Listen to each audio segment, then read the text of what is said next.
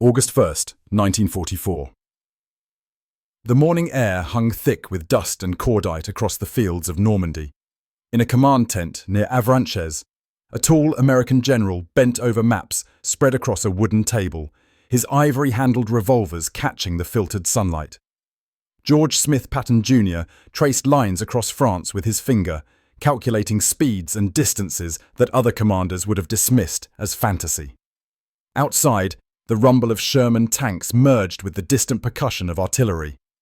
The Third Army had just become operational, and within hours, German intelligence officers would begin marking their maps with a symbol they had come to dread: the location of Patton's forward elements. The German High Command maintained detailed files on every major Allied commander. These assessments, compiled by the Fremde Heer West, the Foreign Armies West Intelligence Section, rated each general's capabilities, tendencies, and threat level. When these documents were captured after the war, historians discovered something remarkable. The Wehrmacht leadership had assigned Patton a designation unlike any other Allied commander. They did not simply respect him or acknowledge his competence. They feared him with an intensity that bordered on obsession. In intercepted communications and captured war diaries, German generals referenced Patton more frequently than Eisenhower, Montgomery, or Bradley. One intelligence summary from August 1944 stated plainly that Patton represented the gravest danger to German defensive operations in Western Europe. This fear did not emerge from propaganda or reputation alone. It grew from bitter experience on the battlefield. From watching their carefully prepared defensive lines collapse in days rather than weeks, from witnessing their veteran units outmaneuvered by an opponent who seemed to operate according to different rules of warfare. The Germans had faced brilliant commanders before. Rommel himself had fought Montgomery to exhaustion in North Africa. Model had contained Soviet breakthroughs on the Eastern Front. But Patton introduced variables into combat that German military doctrine struggled to counter. Pure velocity, relentless aggression, and an almost supernatural ability to appear where enemy intelligence insisted he could not possibly be. The foundation of this fear had been laid months before Normandy, during a deception operation so successful that it altered the course of the invasion itself.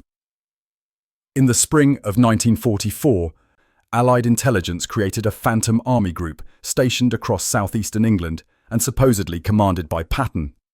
The first United States Army group existed only in radio transmissions, inflatable tanks, and false supply depots, but German reconnaissance believed it real. More importantly, they believed Patton commanded it. This belief held enormous weight in German planning. Hitler and his generals had convinced themselves that Patton, whom they considered America's finest battlefield commander, would lead the main invasion force. Therefore, the Normandy landings in June had to be a diversion. The real attack would come at Pas-de-Calais, where Patton's phantom army supposedly waited. This miscalculation proved catastrophic. Even after Allied forces established their beachhead in Normandy, Hitler kept powerful panzer divisions near Calais for weeks, waiting for Patton's assault. When Patton finally arrived in France and took command of the Third Army on August 1st, the Germans realized they had been deceived. But by then, the damage had been done. The Allies had secured their foothold. What the Germans did not anticipate was what would happen next. They expected Patton to be dangerous. They did not expect him to rewrite the tempo of modern warfare. The Third Army's breakout from Normandy became the stuff of military legend, studied in war colleges decades later as an example of maneuver warfare at its most devastating. Patton's forces advanced with a speed that German intelligence initially refused to believe. Standard military doctrine suggested that an army moved roughly 10 to 15 miles per day during offensive operations, allowing time for logistics, reconnaissance, and consolidation. Patton's divisions moved 30, 40, sometimes 50 miles in a single day. His tanks covered in 1 week what planners had allocated a month to achieve. The German Seventh Army, retreating toward the Seine, found itself constantly overtaken, its escape routes cut by American armor that seemed to materialize from nowhere. German commanders attempting to organize defensive lines discovered that the lines no longer existed by the time orders reached frontline units. Communications intercepted by Allied intelligence revealed mounting panic. One German corps commander reported that he could not establish contact with 3 of his divisions because Patton's forces had overrun their command posts before they could withdraw. Another message sent from a Wehrmacht general to his headquarters simply stated that the situation had become unmöglich, impossible. The word appeared with increasing frequency in German communications during August and September 1944. What made Patton uniquely terrifying to the Wehrmacht was not simply his speed, but his instinct for the kill. Military historians would later describe his approach as pursuit to annihilation. Most commanders, when achieving a breakthrough, would pause to consolidate gains, secure supply lines, and prepare for counterattack. This caution had solid logic behind it. Extended supply lines could be cut. Exhausted troops needed rest. Intelligence needed time to assess enemy dispositions. Patton rejected this logic entirely. He believed that momentum itself was a weapon, that the psychological shock of continuous advance could shatter enemy cohesion more effectively than firepower. He proved this belief correct across France. The siege of Metz illustrated the difference between Patton's methods and conventional approach. The fortress city had protected the German border for centuries. Its ring of forts, built into solid rock, had withstood German siege in 1870 for weeks. In 1944, German commanders believed Metz could hold for months, tying down entire American divisions while German industry produced new weapons and Hitler's promised miracle arms reached the front. Patton took Metz in less than 3 weeks of actual assault, employing combined arms tactics that bypassed the strongest fortifications and isolated defenders in individual strongpoints. But more significant than the victory was Patton's attitude toward it. He resented every day spent reducing Metz because it slowed his advance into Germany. To Patton, even a successful siege represented a failure of maneuver. This aggressive philosophy aligned almost perfectly with the German military tradition of Bewegungskrieg, the war of movement that German theorists had refined over generations. German generals had grown up studying Clausewitz, Moltke and Schlieffen, learning to value speed, encirclement and decisive battle over attrition. They had applied these principles brilliantly in Poland, France and the early Soviet campaigns. Then they encountered Patton, who practiced their own doctrine better than they did, with better equipment and more resources. It was as if they faced a mirror image of their ideal commander, but one fighting for the other side. Captured German officers, interviewed after the war, spoke of Patton with a mixture of admiration and resentment. General Fritz Bayerlein, who commanded the Panzer Lehr Division against Patton's forces, stated that Patton was the most dangerous general the Allies possessed. Bayerlein noted that Patton understood armoured warfare instinctively, that he grasped how to combine tanks, infantry, artillery and air power into a weapon that never stopped moving. Field Marshal Gerd von Rundstedt, captured at war's end, told American interrogators that Patton was the best commander on the Allied side, then added, perhaps grudgingly, that he was also the best they had faced anywhere during the war. This assessment from the man who had commanded German forces through the invasion of France in 1940 and the Western Front in 1944 carried considerable weight. The Battle of the Bulge transformed German fear of Patton from respect into something approaching awe. Hitler's December 1944 offensive through the Ardennes caught Allied forces by surprise, creating a dangerous salient that threatened to split the American and British armies.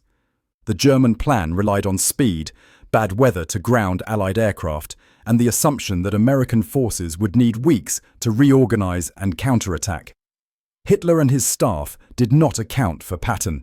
Within days of the offensive beginning, Patton's Third Army had disengaged from its positions along the Saar, pivoted 90 degrees north, and begun a forced march through winter storms to relieve the besieged 101st Airborne Division at Bastogne.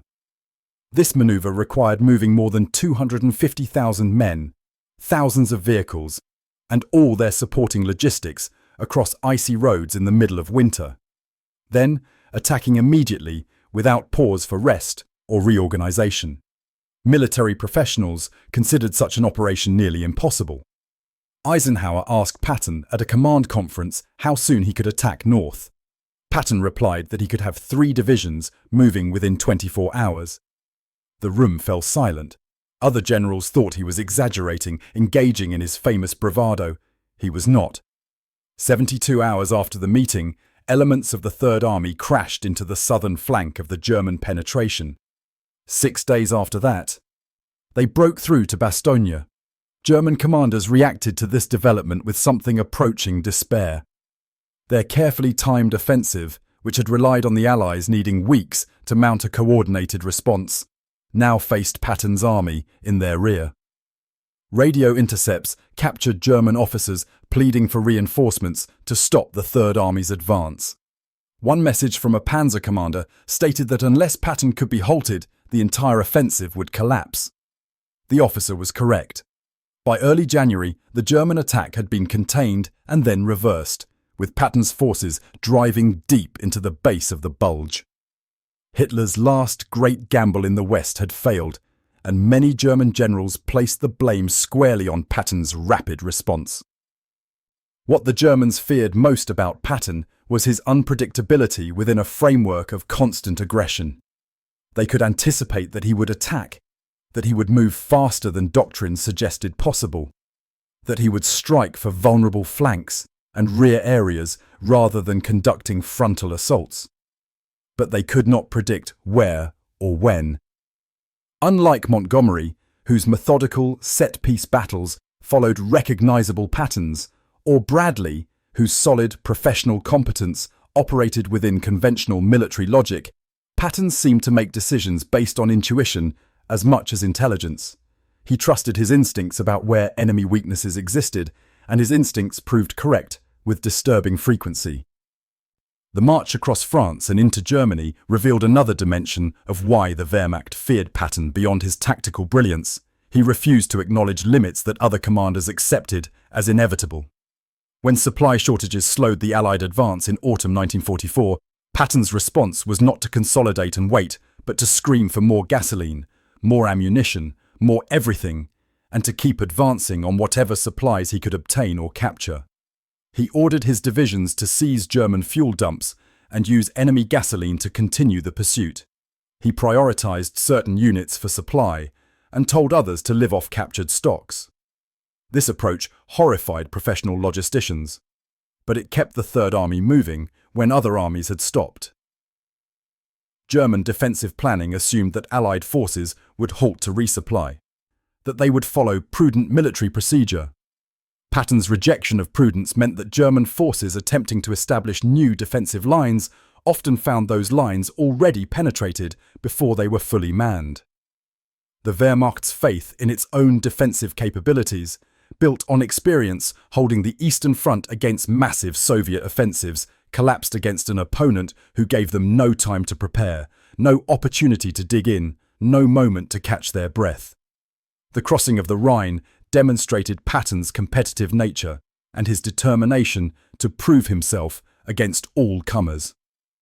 Montgomery had planned an elaborate set-piece assault across the Rhine, scheduled for late March 1945, involving massive artillery preparation, airborne drops, and naval support. It would be a masterpiece of planning and coordination. Patton viewed Montgomery's caution with contempt. On March 22, 1945, elements of the Third Army crossed the Rhine south of Mainz with minimal preparation, overwhelming surprised German defenders. Patton telephoned Bradley to report the crossing, adding that he had crossed without the benefit of aerial bombardment, airborne troops, or naval support, a clear jab at Montgomery's elaborate preparations. The message to the Germans was equally clear. Patton would not wait, would not slow, would not give them time to reinforce or prepare. By this point in the war, German resistance in the West had begun to crumble, but where Wehrmacht forces continued to fight, they fought harder against Patton than against other Allied commanders. This fact appears in casualty reports and after-action analyses. German units facing the Third Army inflicted and suffered higher casualties than those facing other Allied formations. This pattern reflected not German weakness, but Patton's method of warfare. He sought battle, accepted casualties as the price of swift victory, and believed that aggressive action shortened wars and therefore ultimately saved lives. The Germans understood this philosophy because it mirrored their own tradition, and they recognized in Patton a kindred spirit, albeit an enemy one. The ultimate irony of German fear of Patton lay in what did not happen. By April 1945, the Third Army had driven deep into Germany and Czechoslovakia, but Eisenhower halted Patton's advance short of Berlin and Prague. This decision, made for political and strategic reasons relating to agreements with the Soviet Union, enraged Patton. German commanders later stated that had Patton been allowed to drive for Berlin, he might well have reached it before Soviet forces. Whether this was true remains debated by historians, but the fact that German generals believed it possible speaks to the reputation Patton had earned. They did not doubt his ability to cover impossible distances or to smash through whatever defences they might have erected. After the war ended, captured German generals gave extended interviews to Allied intelligence officers and military historians. These debriefings produced thousands of pages of analysis, tactical assessment, and honest appraisal of what had worked and what had failed. When asked about Allied commanders, the Germans spoke with professional respect about Eisenhower's organizational abilities, acknowledged Montgomery's skill at set-piece battles, praised Bradley's solid competence. But when they discussed Patton, the tone changed. They spoke of him differently, not as a competent opponent or even a skilled adversary, but as a force of nature, something that could not be stopped but only endured until it passed. Field Marshal Albert Kesselring, who commanded German forces in Italy before taking over in the West during the final months of the war, provided perhaps the most telling assessment. He stated that Patton was the outstanding tactical genius of the war, then added that his staff work and his understanding of logistics matched his tactical brilliance. This complete package, tactical brilliance combined with operational and strategic competence, supported by industrial might and technological superiority, created something the Wehrmacht had never faced before.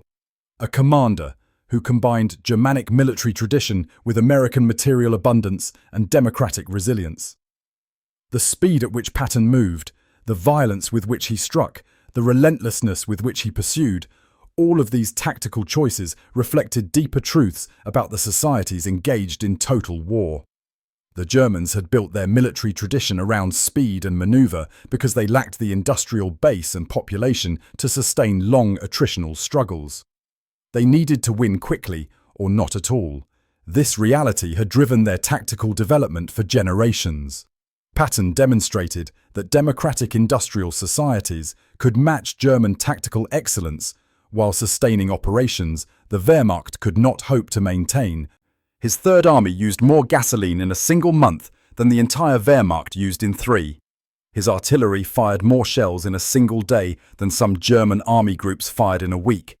And behind this expenditure of material stood American factories producing more tanks, more trucks, more everything than Germany could destroy.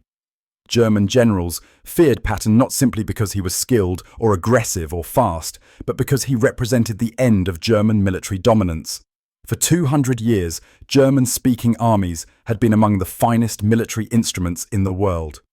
Prussian discipline, German staff work, and the intellectual tradition of German military thought had created tactical and operational excellence that other nations struggled to match. Then came an American general who took their own concepts, applied industrial-age resources and democratic values, and beat them at their own game.